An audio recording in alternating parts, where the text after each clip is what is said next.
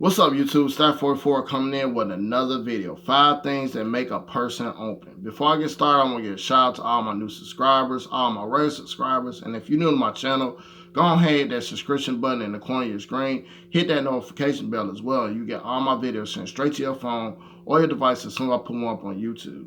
But let's get right into this video. 5 things that make a person open.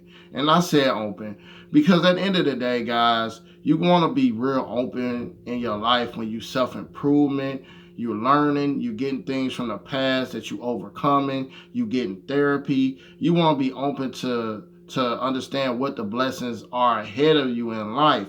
And I feel like sometimes people are open because they grew up on a balance foundation, and it helps them to be open moving forward.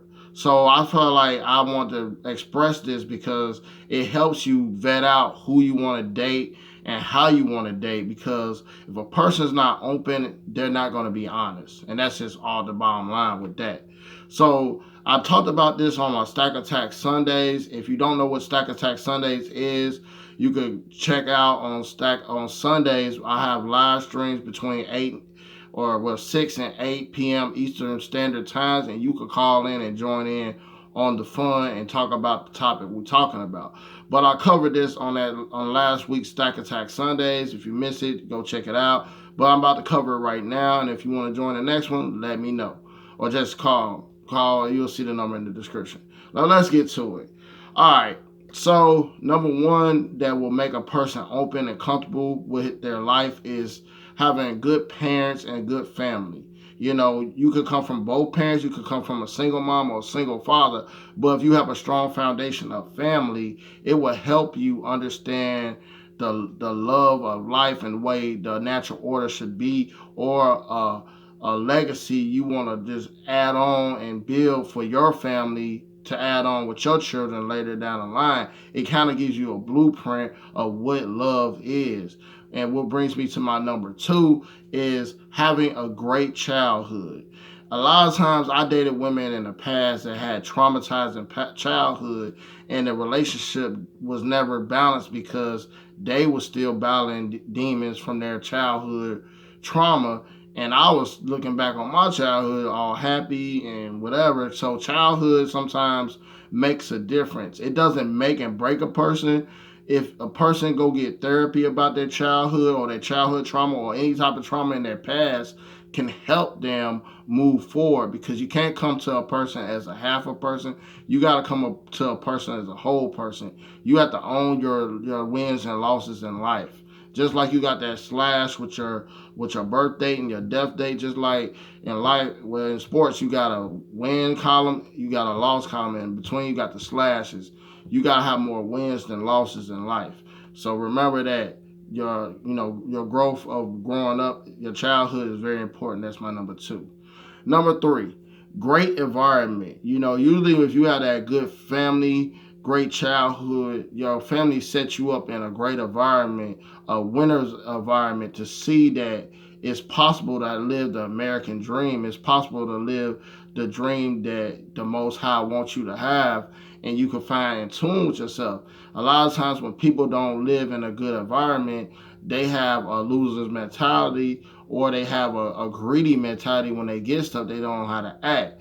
So sometimes your environment shapes you as who you are as a man or a woman. So make sure you can work on your environment. If you come from nothing and you make yourself something, make sure you put a cap on that and understand that the environment didn't make you. What you came from made you, and you're just happy to get out that situation and live happily ever after.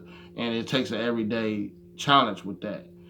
All right, what brings me to number 4, mastering self-love.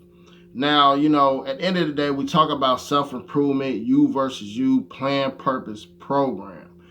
You have to every day challenge yourself to be happy for yourself. You have to renew that every day. Just like you got a water bill every month, you got to pay it to keep your water on. To me, you have to pay yourself the validation of what's going to make me happy.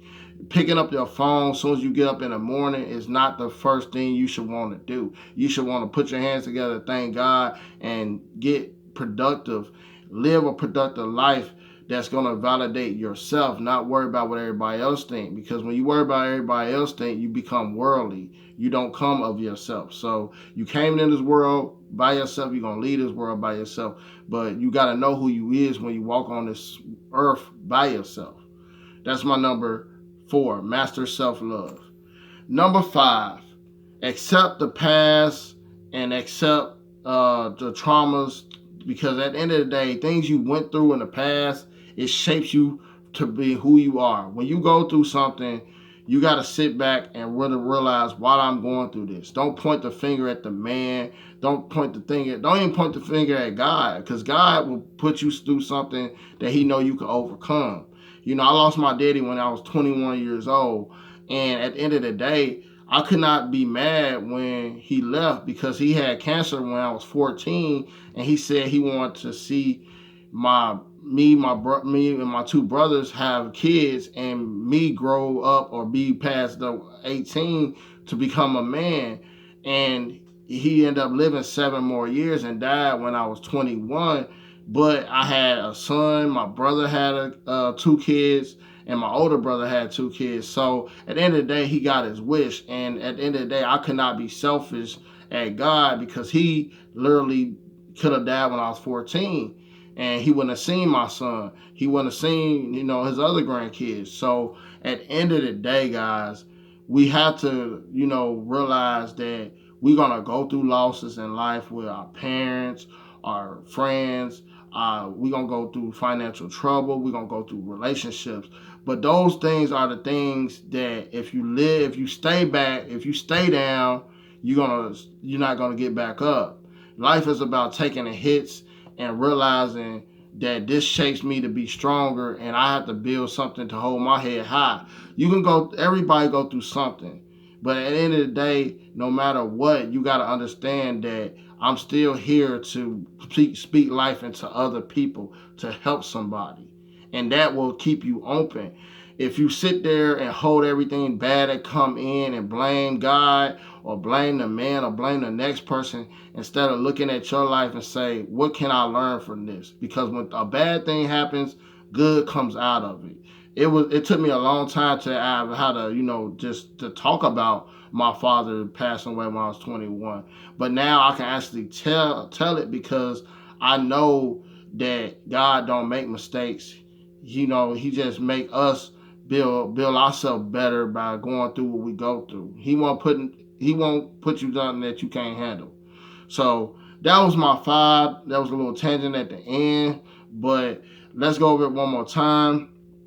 Number 1, to make you be open, is having a good foundation with parents and family. Number 2, a great childhood helps you be a great person later, be a great adult. And if you didn't, get a good childhood, get some therapy, get some help. Number 3, great environment. If you didn't grow up in a great environment, work on your environment, because your environment is everything that, you see, you breathe, you hear every day, helps you out later. Master self-love. You have to master self-love. You got to commit that every day to yourself. Number 5, accepting past trauma, accepting past losses, and understanding that every loss is not a loss. It could be a lesson, and it's a reason for every season. You must live through that season. But that was my 5, guys. If you have anything to add it in the comment section. And if you would like to talk to me on the live stream, hit me up on Sunday. Look for my that's why I say hit that notification bell. Hit that notification bell. You will get the notification, and you could join in on the live stream on Sundays, Stack Attack Sundays. Just keep it respectable. I respect your opinion. I'll be nice to you. Be nice to me. And I'll holler at you guys on the next video. Peace.